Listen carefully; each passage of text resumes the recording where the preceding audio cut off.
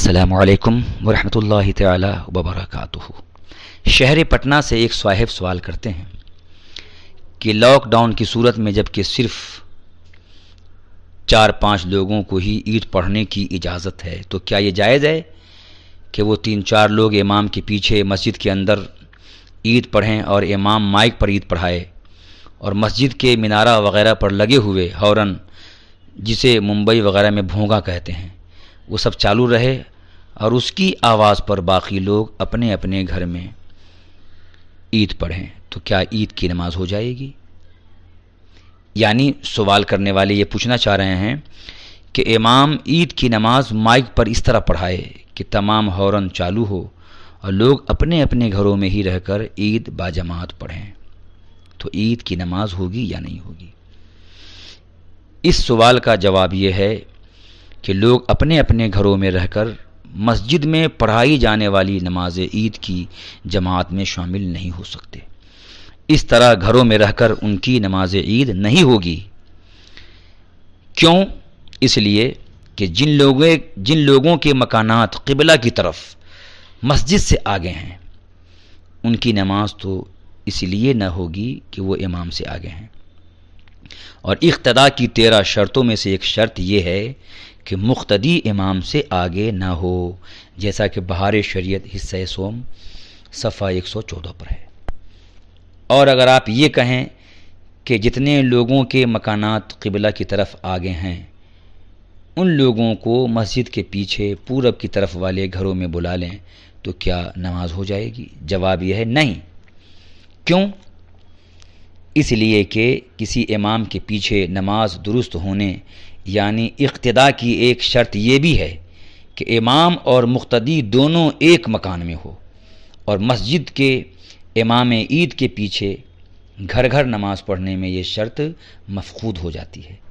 اور دوسری بات یہ بھی ہے کہ اس طرح نماز پڑھنا کیسے صحیح ہو سکتا ہے کہ مسجد کے پیچھے راستے ہوں گے، سڑکیں ہوں گی، گلیاں ہوں گی، اور حکم یہ ہے کہ امام اور ان کے پیچھے صف کے درمیان یا 2 صفوں کے درمیان اتنا چوڑا راستہ ہو کہ بیل گاڑی گزر جائے تو نماز نہ ہوگی۔ ایسی صورت میں اقتداء صحیح نہ ہوگی۔ اور سنیے، حق بات اور صحیح مسئلہ یہ ہے کہ اگر لاؤڈ اسپیکر ہارن کی آواز پر نماز پڑھی جائے، اقتداء کی جائے تو نماز ہوتی ہی نہیں ہے، کیونکہ مائک کی آواز امام کی اصل آواز نہیں ہوتی۔ تو جس طرح امام کے علاوہ کسی دوسرے شخص کی آواز پر رکوع و سجود وغیرہ کرے نماز پڑھے تو نماز نہیں ہوتی، ویسے ہی مائک کی آواز پر اقتداء کرے نماز پڑھے تو نماز نہیں ہوتی ہے۔ یہی فتویٰ حضور مفتی اعظم عالم اسلام تاجدار اہل سنت رضی اللہ تعالی عنہ کا ہے، اور یہی فتویٰ حضور تاج الشریعہ بدر الطریقہ رضی اللہ تعالی عنہ کا ہے، اسلاف کرام اور اکابر علماء اہل سنت کا ہے۔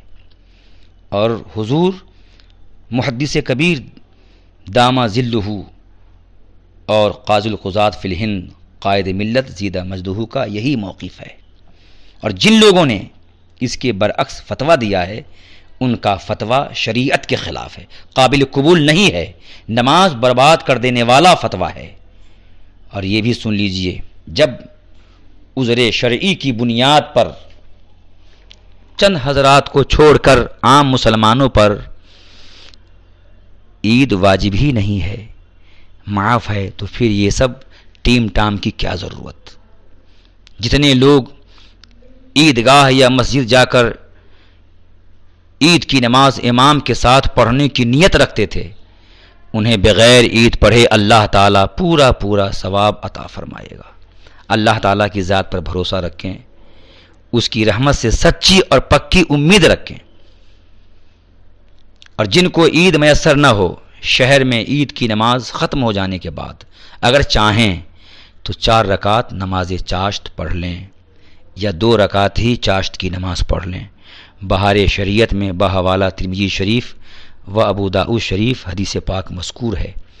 آقا علیہ السلام نے ارشاد فرمایا کہ اللہ تعالیٰ ارشاد فرماتا ہے، اے ابن آدم، شروع دن میں میرے لیے 4 رکعتیں پڑھ لے، آخر دن تک میں تیری کفایت فرماؤں گا۔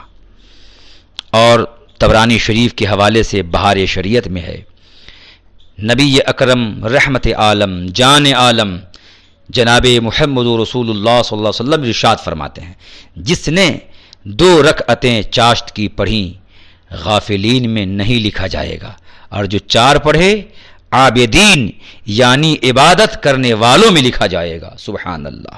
مولا تعالی ہم سب کو شریعت پر عمل کرنے کی توفیق عطا فرمائے، اور مسلک اعلی حضرت پر ہمیشہ ہم سب کی اولاد کو، ماں باپ کو، دوست و احباب کو، سب کو گامزن فرمائے، اور مسلک امام احمد رضا پر سختی کے ساتھ عمل کرنے والا بنائے۔ آمین یا رب العالمین۔